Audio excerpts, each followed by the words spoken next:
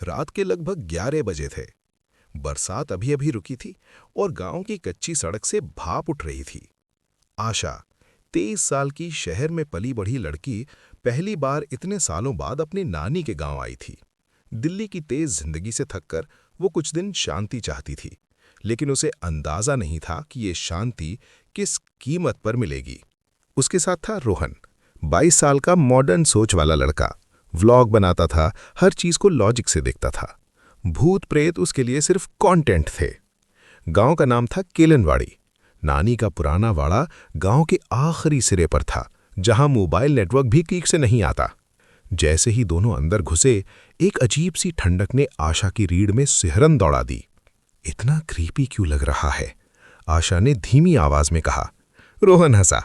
अरे यार, old houses का वाइब ही ऐसा होता है, परफेक्ट फॉर हॉरर व्लॉग। नानी ने दोनों को देखा और अचानक रोहन पर नजर टिक गई। उसकी मुस्कान गायब हो गई। तू रात को अकेला बाहर नहीं जाएगा? नानी ने सख्त आवाज में कहा। रोहन को यह बात मजाक लगी। वाई, यहां कोई ज़ॉम्बी घूमता है क्या?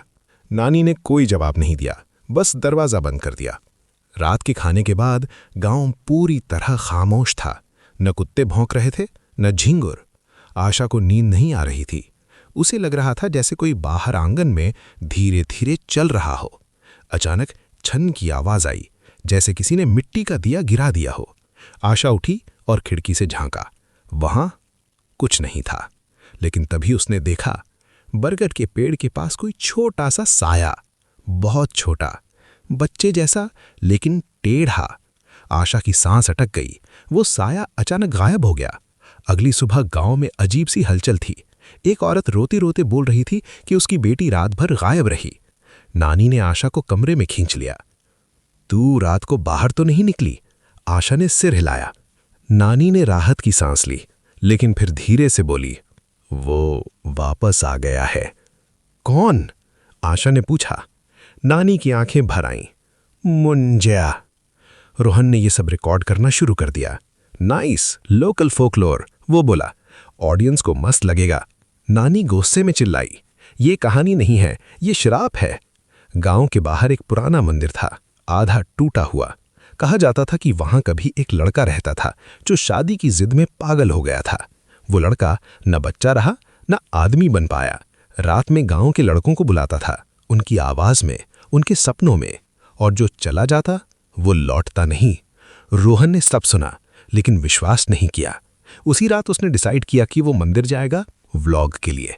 आशा ने बहुत रोका, प्लीज मत जा, कुछ गलत लग रहा है। रोहन हंसा। तुम भी ना सुपरस्टिशन में फंस गई हो। वो अकेला निकल गया। रात गहरी थी। मंदिर के पास पहुंचते ही कैमरा ग्लिच करने लगा। तभी किसी बच्चे की आवाज आई, भैया मुझे खेलना है। आवाज बहुत पास से आ रही थी। रोहन ने कैमरा घुमाया। वहां एक छोटा कद, उल्टे मुड़े हुए पैर, सूखी चमड़ी और आंखें बहुत बड़ी। मुंजिया मुस्कुरा रहा था। तू मेरा दोस्त बनेगा? उसने पूछा। रोहन का गला सूख गया। उसका लॉजिक, उसका कॉन्फिडेंस, सब गायब। मुंजिया धीरे धीरे पास आया। शादी करनी है मुझे, मदद करेगा? कैमरा जमीन पर गिर गया। सुबह रोहन नहीं मिला। गांव के लोग चुप थे, जैसे उन्हें पता हो कि क्या हुआ। आशा टूट चुकी थी। नानी ने कांपती आवाज में कहा, अब ये तुझसे जुड़ गया है। आशा ने पूछा, मुझसे? नानी ने उसकी कलाई पकड़ी। वहां लाल धागा बंधा था, वही धागा जो मुंजिया अपनी दुल्हन के लिए चुनता है। आंगन में अचानक हंसी गूंजी, बच्चर की नहीं, मुंजिया की। मुंजिया ने आगे क्या किया? रोहन जिंदा है या नहीं? क्या आशा इस शराब से बच पाएगी? ये सब जानने के लिए देखिए पार्ट 2।